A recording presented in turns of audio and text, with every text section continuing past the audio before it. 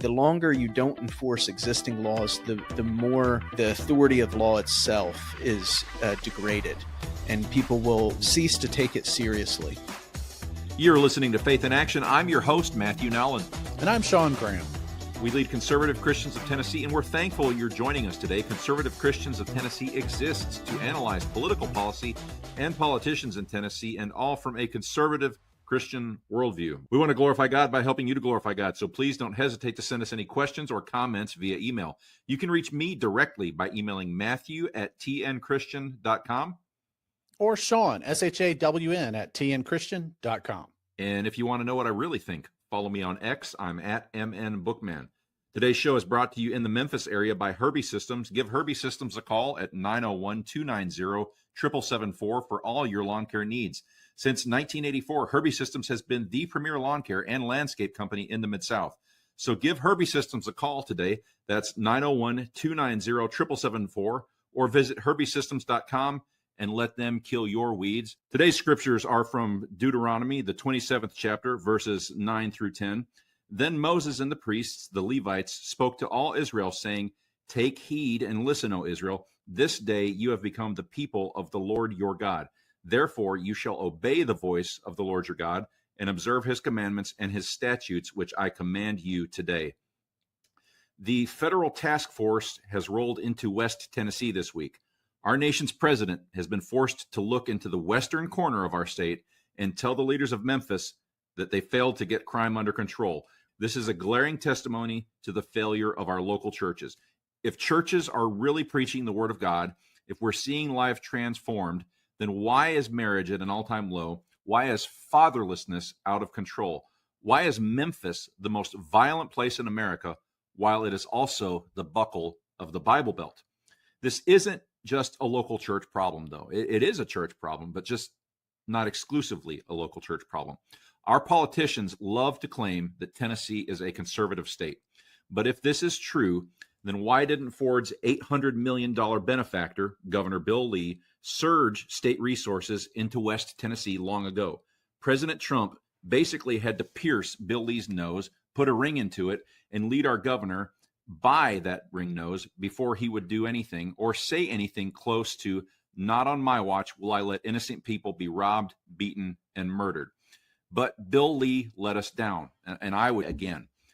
And the churches have let us down, and we find Memphis now seeing hundreds of people being arrested and hauled away by federal authorities, sent by that man that so many pastors would not dare to vote for because he said mean things. I'm, of course, speaking of President Trump.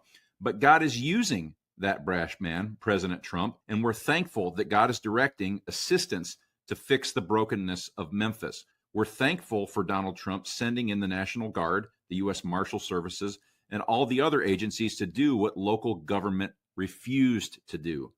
But listeners, no matter what community you live in, and you need to make sure to hear this last part, you need to ask yourself, what do you need to do to clean out weak churches that let our state get into this terrible condition? What tables need to be overturned in the Bible Belt so that wickedness like this is not going to be allowed into pulpits? Where is your pastor on these issues? Does he speak out? Are you letting him get away with this? Listeners, our desire is for Tennessee to have active citizens. But if you're not holding your pastor to teaching the whole Word of God, you will never be able to hold any state leaders to any form of accountability. Our guest today, one of our most fun guests, we love him bigly. Timon Cline is the editor-in-chief of American Reformer. Prior to his appointment as editor-in-chief, he was Deputy Attorney General in the Office of the New Jersey Attorney General. He is a graduate of Rutgers Law School and Westminster Theological Seminary, the Director of Scholarly Initiatives at the Hale Institute at New St. Andrews College. He's a fellow at the Craig Center at Westminster Theological Seminary and an opinion contributor at World Magazine. Timon is an active member of the Presbyterian Church and lives in Florida with his wife and son. Welcome back to Faith in Action, Timon Cline. Thank you, gentlemen. Always good to be with you. Thanks for having me back. Well, we love it because you are very smart, which is always a good. You're well spoken, but you think the right things. You don't just have a lot of horsepower with bad alignment on the wheels, and that is sadly too common in our circles. He's our streetcar racer, man. We love him. Couldn't have put it better myself. That's right. Well, so we seem to have you on when we want to do a show that some would call hard legalist, or some would say, you're talking to Old Testament issues. That's when we seem to have you on. But we really like talking about government and biblical civics. And today we want to talk to you about crime and moral decay in our nation, specifically Memphis. There's a tremendous amount of violence. There are tremendous numbers of acts of harm that affect so many innocent people. We're ignoring the Bible on so many issues, Timon, that I can't help but think that we've set up our own standard. We've set up humanism as an idol against the Word of God. Is the situation we find ourselves in now punishment for idolatry? Well, I think, I'm a big lover of the Puritans. And so in good Puritan fashion, even beginning with yourself privately, anytime bad things happen to you, the Puritans would say it's not necessarily that God's judging you, but you should probably check in to make sure that's not the case first before you move ahead. It could be for other reasons that you're being tested rather than chastised, you're being sanctified, so on and so forth. So it's always a good sort of initial check if bad things are befalling you. And I think this is especially the case for nations, right? Especially when, we're not an upstart nation anymore. We've been cooking along for a while, and we've been historically prosperous and historically safe and historically powerful, all these things. And so when you start to see decline, you should look for the causes of decline. Even if you're not yet running this sort of through a scriptural lens, this is just basic Polybius. All things decay, all regimes are finite. There's certain cycles to history that you basically are in. It doesn't determine how fast or slow those are going to happen. But you should notice when decline comes in whatever way it does. And these things don't happen sort of automatically. There are causes to it. And usually it is corruption and, lack of virtue. Polybius himself claims that the Romans lasted for so long because of their own pieties. And as those fell away, Augustine has similar analysis actually in the City of God, where he says the reason you've been invaded, the reason you've been sacked and overturned, eternal Rome is gone, is because you wouldn't even live up to your own virtue, the virtue of like your own philosophers. You were no longer performing justice, all these things. So this is just sort of standard analysis, I think, and it's analysis that the Bible confirms repeatedly, even for God's people, right? So this is sort of something the pagans recognize happened to all peoples, and then the Bible recognizes happens to even Christian peoples, especially those who have conceived of themselves in covenant with God. I'm a defender of sort of something liberals and maybe squish evangelicals like to attack is sort of 17th, 18th century language of America being the new Israel. I'm a general defender of this idea. There can be many Israels. And the people clearly for a long time conceived of themselves in this way, meaning that they were going to be a Christian people who tried to honor God and, then disparage it in some way by either licentiousness, lack of order, disregard for the weak and the vulnerable, these things. You should expect not only the natural decay of those evident corruptions, but then also judgment from God. Because of your standing that you've claimed for yourself. So, it's high risk, high reward doing that sort of a thing.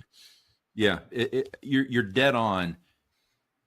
America did conceive of itself as a new Israel at the founding when the Puritans came in. And it was such a common view among the early Puritans. They saw the covenant that God had made with Israel. They saw the promises when they walked into literal vineyards that they didn't plant, literal orchards that they did not plant. God had cleared the land out of the pagans ahead of them. Not all of them. All they had to do was what Israel should have done, which was force them the remainder out of the land. But no, they definitely saw that. And as those people who saw themselves as the new Israel, they set up a system of government that embraced heavily the general equity and embraced heavily the civic law that we find in the first 5 books of the Bible. Yeah, and if I could just say this, the thing that always strikes me even up through the 18th century, that is most different. 17th and 18th century America is a totally foreign country to us. We have almost nothing in common with those people now. So that's why sometimes I get annoyed with appeals to the founding, because I'm like, we're nothing like those people. They were incredible people, and we were so far away from them. But in any case, the thing that strikes me the most as being different between us and them as Christians is our hermeneutics and our sense or lack thereof of a special providence. And the amount of times providence is invoked in the 18th century in a serious convictional way, even by people we would call heterodox now. But this belief that this is, providence really does control the destinies, not just of individuals, but nations. And then the hermeneutical, strange hermeneutical divide, I often call it political Marcionism now, where the Old Testament, because we've so emphasized the redemptive historical arc, we now pretend that there's no sort of general commentary on these units that the Old Testament is dealing with, which is primarily nations and not individuals, primarily rulers and not private men. And so we pretend that there's no commentary, no general principles that are simply being recognized, that are sort of encoded into nature as God created it, to our chagrin and detriment, I think. And the 17th and 18th century just weren't like that. So even if you did not conceive of yourself as a nation as having sort of special redemptive historical import, and I think the Puritans were appropriately moderate on this, where they thought we might, if we play our cards right, for virtuous people, for godly people, we might be an instrument for ushering in the golden age. But we're not going to sort of puff ourselves up, but recognizing that even if you're not that, you are subject to certain things, general rules and principles that the Old Testament communicates, just as being a nation. And so we don't think that way anymore. And I think it causes great confusion for Christians looking out at the world today. Well, listeners, we want to welcome once again our new official mission sponsor, Equipping the Persecuted. We've been telling you for years now about the genocide and the murder of Christians in Nigeria, but there is hope. One missions group is there on the ground doing the Lord's work to save our fellow believers. That's Equipping the Persecuted. You can visit their website, equippingthepersecuted.org. From providing necessities when all has been lost, and we mean all except the breath in your lungs, to equipping villages with enhanced security, Equipping the Persecuted is taking action in Nigeria. Their bold mission is to see people saved and lives restored. One thing that just stuck out to me the last time we had Judd on the program, with $50,000 they were able to save 600 lives. We're talking things like gunshot injuries, machete injuries that needed immediate treatment. With $50,000 they were able to save 600 lives in 1 year. Support their work by visiting equippingthepersecuted.org today. sponsor an orphan for just $35 a month. Again, that's equippingthepersecuted.org.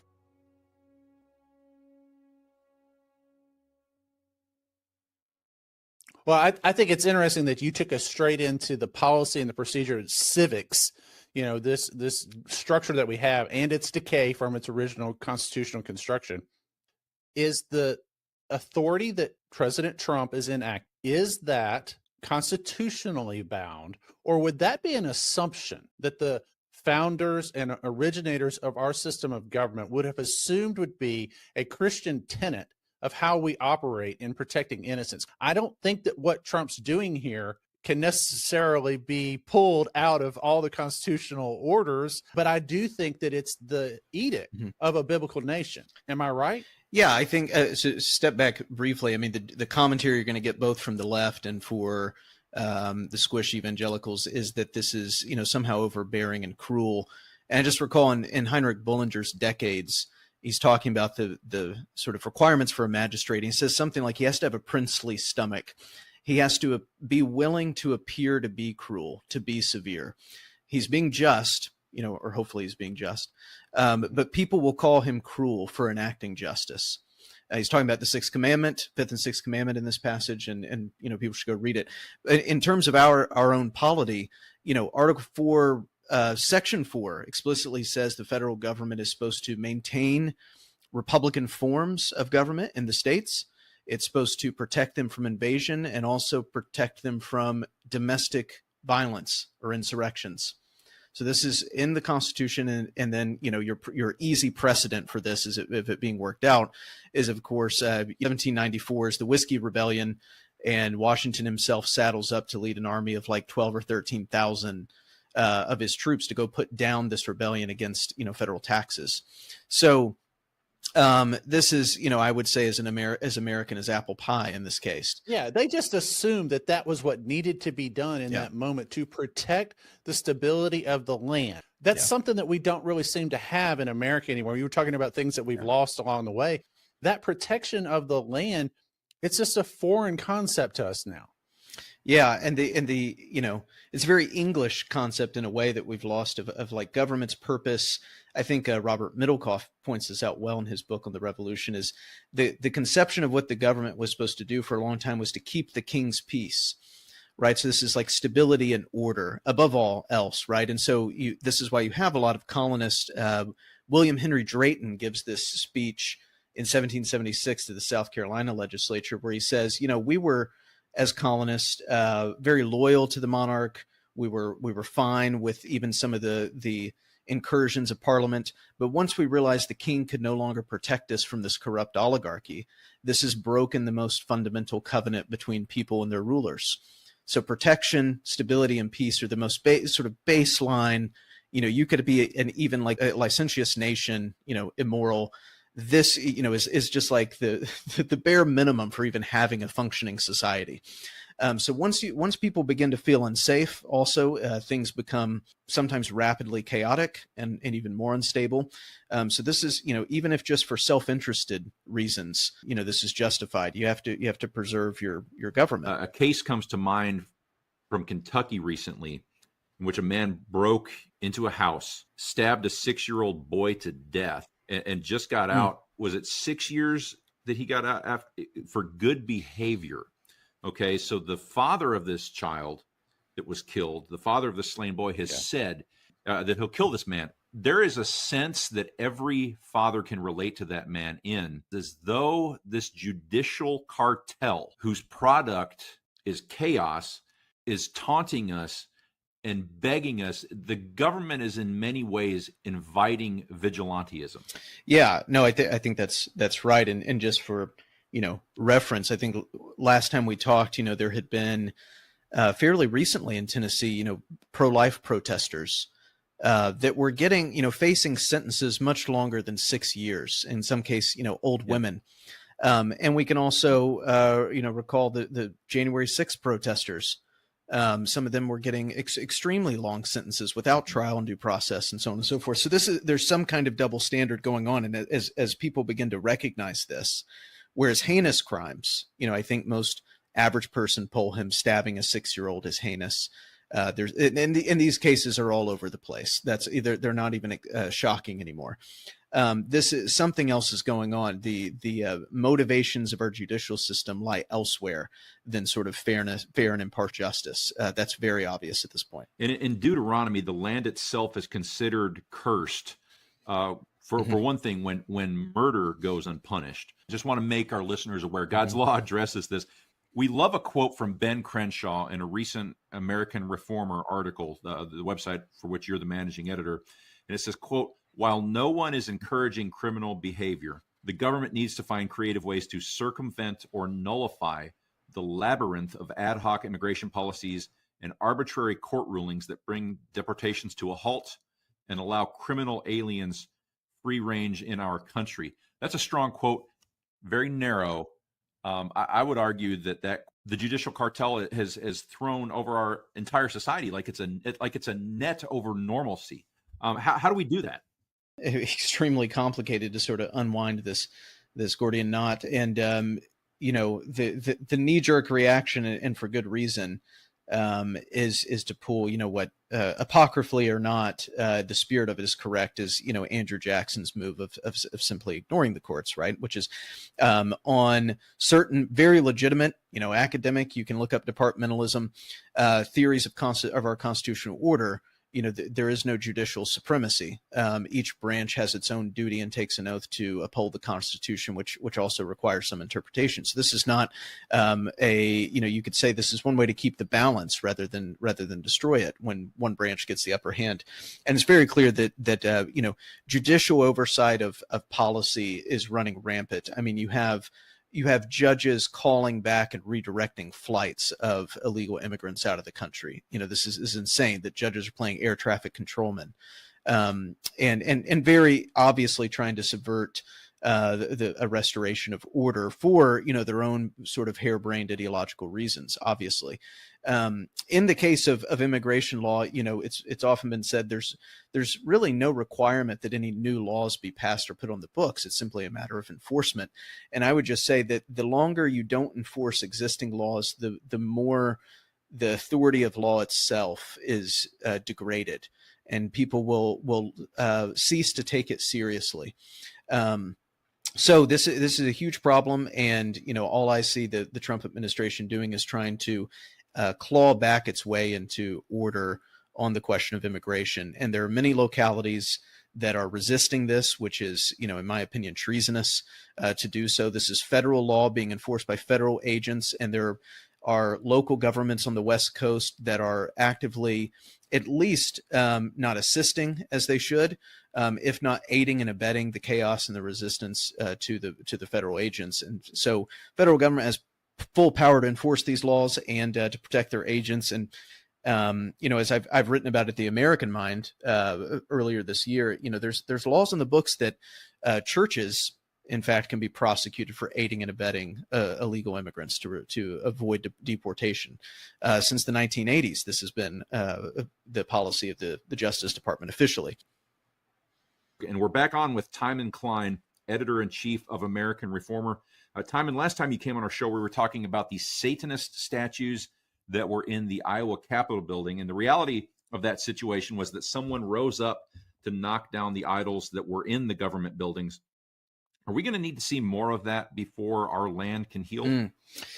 Well, I think it's the, if I'm not mistaken, the Westminster Standards lay out that every man in sort of every station of life has a job to combat idolatry and pull down the idols, if you like. And I think in the case of Cassidy, is noteworthy, again, as a sort of in recent days, we've seen the violence of the left contrasted by the relative long suffering of the right, and how they respond to public murders and assassinations. The same was true in Cassidy's case. He willingly sort of took the punishment and turned himself in. There was no, and you don't see this with the desecration of our national monuments, during the Summer of Love in 2020, especially. So, I think the point is to, you want to combat idolatry and remain lawful as you can. But the idolatry that we're encountering, especially of the left, is much more than statues. I mean, these are an affront to Christianity. It was very clear what that Satanist statue was about. The organization that put it up admitted it. It's to, in sort of incite Christian anger. The idolatry we're talking about, though, is much more tangible. And we're seeing the destruction of it now, sort of in your face. The things that they worship, the groups they worship, the outcomes they worship, these things are right up in everyone's face now. Abortion is only the most easiest and long-standing of them. The violence has grown outward. And is sort of, coming to a community near you at this point. So, combating this idolatry is much more difficult in this way and much more dangerous. But I do think we need to see courageous men, and we need to call on our government to take courageous action. We currently have magistrates, at least a critical mass of them, that want to do well for the country. We always love having you on, but as always, we're out of time. Tell everybody where they can read more of what you're talking about and your great publication. Yes, everyone should go to AmericanReformer.org and check out our articles. We have new ones every day on all kinds of things. That's what we bring to the table to try to help American Protestants think better about these things. That's AmericanReformer.org, and that's going to do it for another episode of Faith in Action. It's been great talking with Timon. Thanks, listeners in Nashville, Memphis, Clarksville, all over Tennessee. We love every week talking about ways to put your faith into action. And if you want to hear more on this or other topics from a Christian worldview, head on over to botradionetwork.com, search for Faith in Action. There we have links to over 5 years of past shows now, and you can listen to a wide range of guests sharing good wisdom about current events that affect Tennessee and the entire nation. And until next week, remember our favorite promise from the book of Exodus, because we like the whole Bible: the Lord shall reign forever and ever.